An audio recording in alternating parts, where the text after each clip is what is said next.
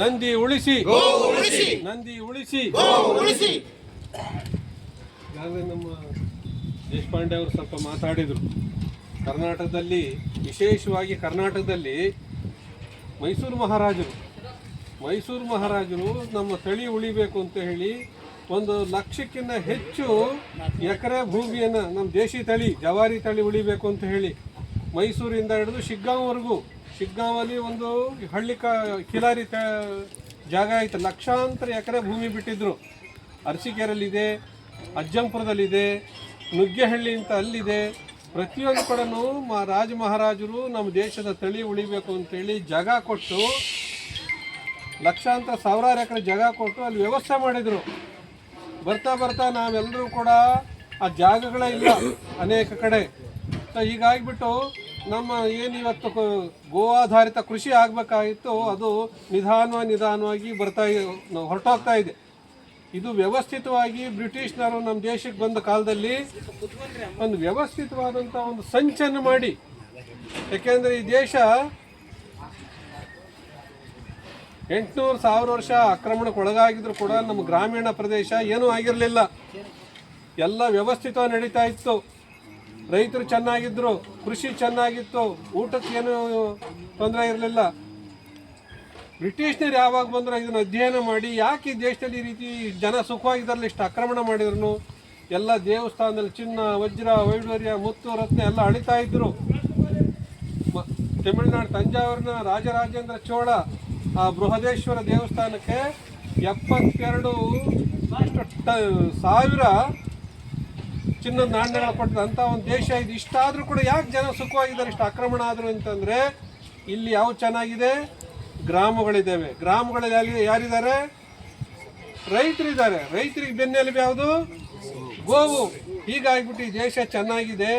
ಇದನ್ನು ನಿರ್ನಾಮ ಮಾಡಬೇಕು, ಇದನ್ನು ತುಂಡು ಮಾಡಬೇಕು, ಇದರಿಂದ ಬಿಡುಗಡೆ ಮಾಡಿಸ್ಬೇಕು ಅಂತ ಹೇಳಿ ಅವರು ಮೊದಲನೇ ಕಲ್ಕತ್ತಾದಲ್ಲಿ ಕಸಾಯಿಖಾನೆ ಶುರು ಮಾಡಿದ್ರು 1837ರಲ್ಲಿ. ಅವತ್ತು ಒಂದು ಶುರು ಮಾಡಿದ್ದು. ಇವತ್ತು ದೇಶದಲ್ಲಿ ಲಕ್ಷಾಂತರ ಕಸಾಯಿಖಾನೆಗಳಾಗಿವೆ. ನಮ್ಮೆಲ್ಲ ದನಗಳನ್ನ ನಾವು ಮಾರಿ ಕಳಿಸ್ತಾ ಇದ್ದೀವಿ. ನಂದಿ ಅಂತೂ ಇಲ್ಲವೇ ಇಲ್ಲ ಬಿಡಿ. ನಂದಿ ಅಂದರೆ ನಮ್ಮ ಊರುಗಳಲ್ಲೆಲ್ಲ ಪ್ರತಿಯೊಂದು ಅಲ್ಲಿ ಇಲ್ಲಿ ಊರಲ್ಲಿ ಹೋರಿ ಇರ್ತಿತ್ತು. ಯಾವುದಾರ ಆಕಳ ಅದನ್ನು ದಾಟಿಸ್ಬೇಕು ಅಂದ್ರೆ ಹೋರಿಗೆ ಮಾಡ್ತಿದ್ವಿ. ಯಾವುದೂ ಇಲ್ಲ ಇವತ್ತು ಇಲ್ಲಿ. ಸರ್ಕಾರದ ವ್ಯವಸ್ಥೆನೂ ಇಲ್ಲ. ಇವತ್ತೆಲ್ಲ ತಗೊಂಡೋಗಿ ಸಮೇನು ಹಾಕಿಸ್ತೀವಿ. ತಗೊಂಡೋಗಿ ಏನದು ಏನೋ ಪ್ರಕೃತಿನ, ಒಂದು ಪ್ರಕೃತಿ ಒಳಗೆ ಒಂದು ಸಿಸ್ಟಮ್ ಇದೆ, ವ್ಯವಸ್ಥೆ ಇದೆ. ಪ್ರತಿಯೊಂದು ಜೀವಿಗೂ ಕೂಡ ತನ್ನದೇ ಆದಂಥ ಒಂದು ಆತ್ಮತೃಪ್ತಿ ಇರುತ್ತೆ. ಅದನ್ನು ಬಿಟ್ಬಿಟ್ಟು ನಾವು ಕೃತಕತೆಗೆ ಹೊರಟಿದ್ದೀವಿ. ಅದಕ್ಕೋಸ್ಕರ ಈ ನಂದಿ ಉಳಿಬೇಕು, ಗೋ ಸಂತತಿ ಉಳಿಬೇಕು ಅಂದರೆ ಗೋವನ್ನು ನಂದಿ ಉಳಿಬೇಕು, ಒಳ್ಳೆ ತಳಿ ಉಳಿಬೇಕು. 30-35 ತಳಿಗಳಿದ್ದಾವೆ ನಮ್ಮ ಕರ್ನಾಟಕದ. ಹಳ್ಳಿಕಾರು, ಅಮೃತ ಮಹಲ್, ಕಿಲಾರಿ, ದೇವಣಿ, ಮಲೆನಾಡು ಗಿಡ್ಡ, ಎಷ್ಟು ಥರದ ಜಾತಿ ಇದ್ದಾವೆ. ಎಲ್ಲ ಇಲ್ಲವೇ ಇಲ್ಲ ನಮ್ಮ ಹತ್ರ ಈಗ. ಸೊ ಅದಕ್ಕೋಸ್ಕರ ಇದನ್ನು ಉಳಿಸ್ಬೇಕು ಅಂತೇಳಿ ಅವರು ಭಕ್ತಿಭೂಷಣ ಸ್ವಾಮಿಗಳು ಬಂಟ್ವಾಳದವರು ಇಡೀ ಕರ್ನಾಟಕದಲ್ಲಿ 2 ತಿಂಗಳು ಈ ಕೆಲಸವನ್ನು ಮಾಡೋಕ್ಕೆ ಹೊರಟಿದ್ದಾರೆ. ಈಗಾಗಲೇ 42 ದಿನ ಆಯಿತು.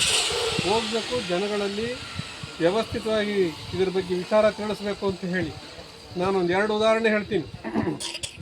ಮೊನ್ನೆ ಚಿತ್ರದುರ್ಗ ಜಿಲ್ಲೆಯಲ್ಲಿ ಒಬ್ಬ ಜ್ಞಾನೇಶ ಅಂತ ಇದ್ದಾನೆ. ಒಂದು 20-25 ಆಕಳು ಸಾಕ್ಯಾನೆ. ಅವನು ಅವ್ರ ತಾಯಿ ಬೆಡ್ ರಿಡನ್ ಆಗಿದ್ದರು. ಊಟನೂ ಮಾಡ್ತಿರ್ಲಿಲ್ಲ, ಎದ್ದೋಗ್ತಿರ್ಲಿಲ್ಲ, ಏನೂ ಮಾಡ್ತಿರ್ಲಿಲ್ಲ.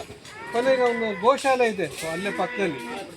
ಆ ಗೋಶಾಲೆ ಒಳಗೆ ತೊಗೊಂಡೋಗಿ ತಾಯಿನಲ್ಲಿ ಮಲಗಿಸಿದ ಮೇಲೆ ಒಂದು 15 ತಿಂಗಳು ಆದಮೇಲೆ ಆ ಎಮ್ಮ ಎದ್ದು ಕೂತ್ಕೋತಾ ಐತೆ, ಊಟ ಮಾಡ್ತಾ ಇದೆ. ಈಗ ಅದ್ರ ಕೆಲಸವನ್ನು ಅದು ಮಾಡ್ಕೋತಾ ಇದೆ. ಹೀಗೆ ಅದರ ಪರಿಣಾಮದಿಂದ ಇವತ್ತು ಆ ಎಮ್ಮ ಸ್ವಲ್ಪನಾರು ಸುಧಾರಿಸಿ ಓಡಾಡ್ತಾ ಇದೆ.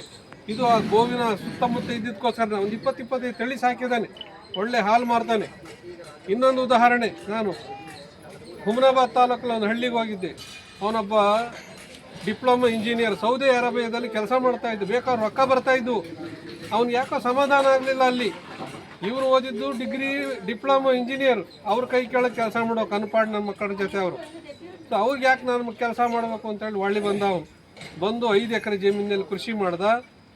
ಅವನಿಗೆ ಏನೇ ಕಷ್ಟ ಬಂದರೂ, ದನ ಸಾಕಿದ್ದಾನೆ, ಏನೇ ಕಷ್ಟ ಬಂದ್ರೂ ಗೋವು ಹತ್ರ ಹೋಗಿ ಹೇಳ್ತಾನಂತ. ಅವನೇ ಹೇಳಿದ್ದು, ನಾನು ಹೋಗಿ ಹೇಳ್ತೀನಿ, ನಾನು ಕಿವಿನ ಮಾತಾಡ್ತೀನಿ, ಅದ್ರ ಜೊತೆ ಓಡಾಡ್ತೀನಿ ಅಂತ. ಅವನ ಮನೆಯಲ್ಲಿ 7 ವರ್ಷ ಆಯಿತು, ನನಗೆ ಹೇಳಿದ ಕಳೆದ ವರ್ಷ ಹೇಳಿದ್ದವನು 7-8 ವರ್ಷ ಆಯಿತು, ನಮ್ಮ ಮನೇಲಿ ಒಂದೇ ಒಂದು ಗುಳಿಗೆ ಇಲ್ಲ.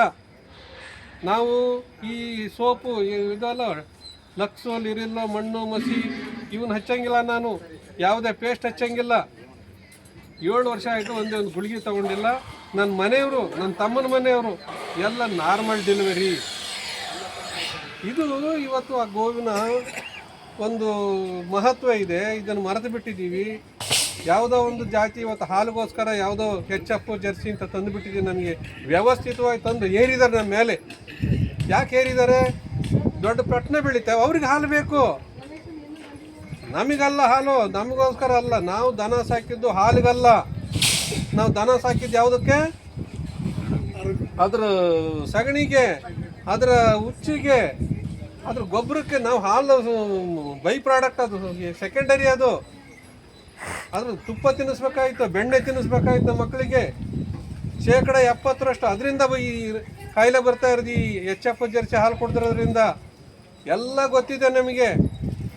ಒಂದು ರೀತಿ ಅಭಿಮನ್ಯು ರೀತಿ ಆಗಿಬಿಟ್ಟಿದ್ದೀವಿ. ಏನು ಅಭಿಮನ್ಯು ರೀತಿ? ಇಲ್ಲ, ಅವನು ಒಳಗೋಗೋದು ಗೊತ್ತಾಯ್ತು, ಚಕ್ರವ್ಯೂಹದಲ್ಲಿ ಒಳಗೆ ಹೋಗೋದು ಗೊತ್ತಿತ್ತು ಅವನಿಗೆ, ಹೊರಗೆ ಬರೋದು ಗೊತ್ತಿಲ್ಲ ಅವನಿಗೆ. ಆ ರೀತಿ ಆಗಿಬಿಟ್ಟಿದ್ದೀವಿ ಇವತ್ತು, ರಾಸಾಯನಿಕ ಹಾಕಿ ಹಾಕಿ ಹಾಕಿ ಅಲ್ಲ. ಅದಕ್ಕೋಸ್ಕರ ಇದನ್ನು ಉಳಿಸ್ಬೇಕು, ಗೋ ಆಧಾರಿತ ಕೃಷಿ ಮಾಡಬೇಕು. ಒಂದು ಮನೇಲಿ ಒಂದು ಜವಾರಿ ಆಕಳ ಕಟ್ರಿ ನೀವು. ಎಲ್ಲ ದೊಡ್ಡ ದೊಡ್ಡ ಬಿಲ್ಡಿಂಗ್ ಕಟ್ಟಿಸ್ತೀವಿ, ಗ್ರಾನೈಟ್ ಹಾಕ್ಸ್ತೀವಿ, ಟೈಲ್ಸ್ ಹಾಕ್ಸ್ತೀವಿ, ದನನೇ ಹೊರಗಿಟ್ಬಿಟ್ಟಿವಿ. ಹುಬ್ಬಳ್ಳಿ ಧಾರವಾಡ ಅಲ್ಲಿ ನೋಡ್ರೆ ದನಗಳೆಲ್ಲ ಬೀದಿಯಲ್ಲಿ ಅಲಿತಾ ಇರ್ತವೆ. ಈ ಭಿಕ್ಷುಕರ್ತನ ಆಗ್ಬಿಟ್ಟವೆ ದನಗಳು, ಹೌದಲ್ರಿ? ಮನೆ ಮನೆ ಮುಂದೆ ನಿಂತ್ಕೊತ ಹೋಗಿ. ಇವತ್ತೇನಾದರೂ ನಮ್ಮ ರೈತಿಗೆ, ನಮ್ಮ ರೈತ ಕುಲಕ್ಕೆ ಶಾಪ ಏನಾರು ಬಂದಿದ್ರೆ, ಲಕ್ಷಾಂತರ ಎಕರೆ, ಲಕ್ಷಾಂತರ ಗೋವುಗಳು ಏನು ಹತ್ಯೆ ನಡೀತಾ ಇದೆ, ನಿರ್ಮಮ ಹತ್ಯೆ. ಆ ಹತ್ಯೆಯನ್ನು ನೀವೇನಾರ ವಿಡಿಯೋ ನೋಡಿದರೆ ನಾವು ಯಾರೋ ಕಣ್ಣಲ್ಲಿ ನೀರು ಖಂಡಿತ ಬರುತ್ತೆ. ಅಷ್ಟು ನಿರ್ಮಮವಾಗಿ ಹತ್ಯೆ